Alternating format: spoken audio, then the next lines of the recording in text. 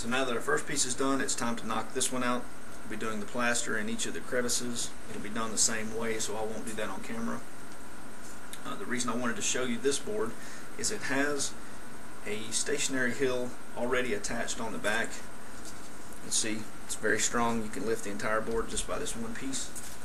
There are probably 5 toothpicks and tacky glue holding that together.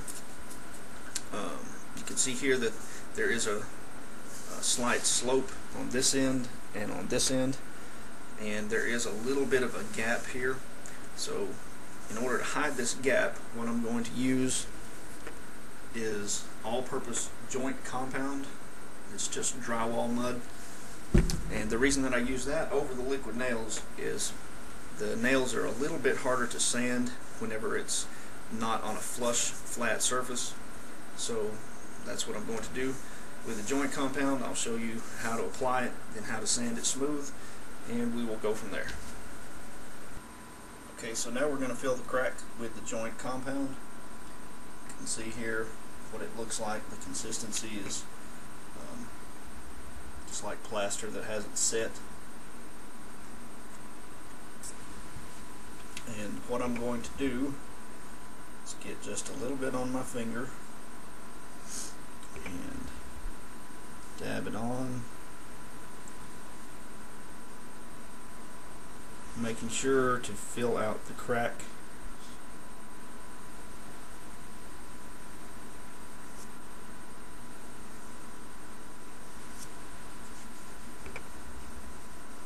And wipe a little bit of the excess away.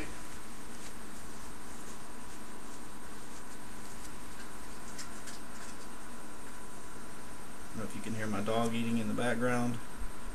She's kind of loud.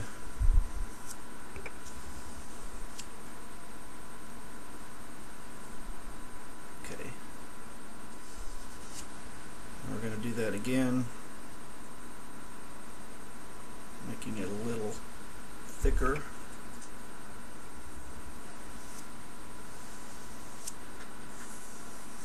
And again, wiping the excess away so it doesn't detract from the look on here and on here. Looks like we need a little more on the corner here. It's too much.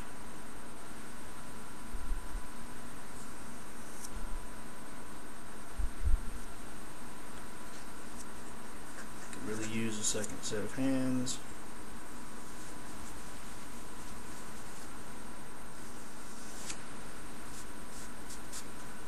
Okay, now that that gap is filled, put a little more here.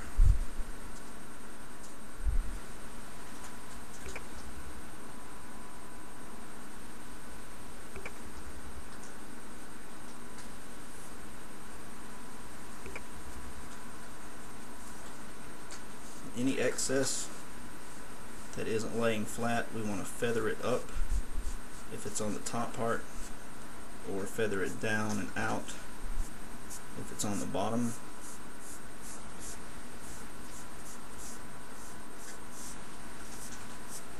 Still need some more right there.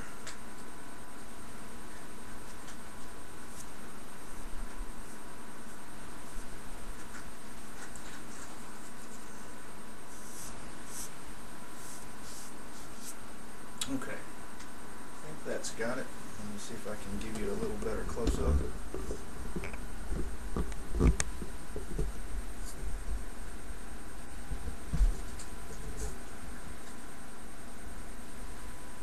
And that is how it should look on the first pass.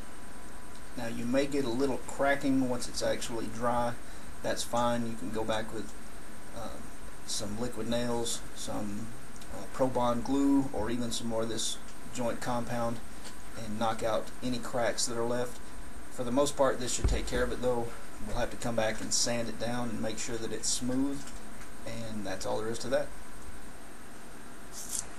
So let this dry for about 45 minutes, which is usually long enough.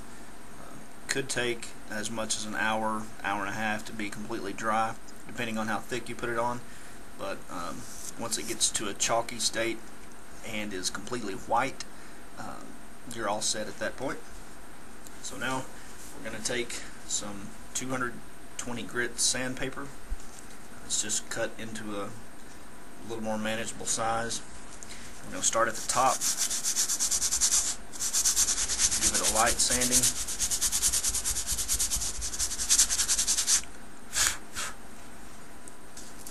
I'm going to do the bottom,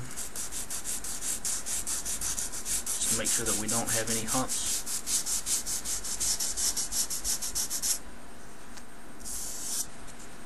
Then we're going to curve the piece just a little bit.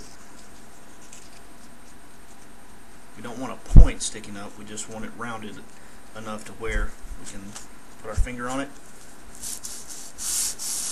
And then we're going to go back and forth very lightly.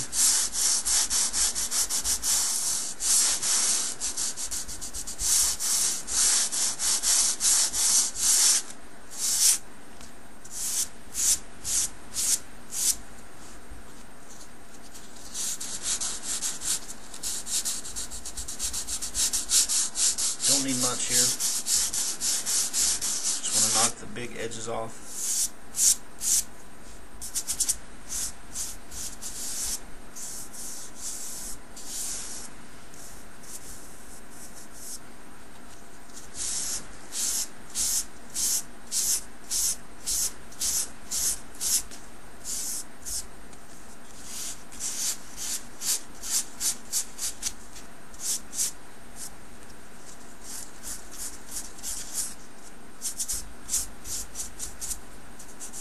I think that's got it.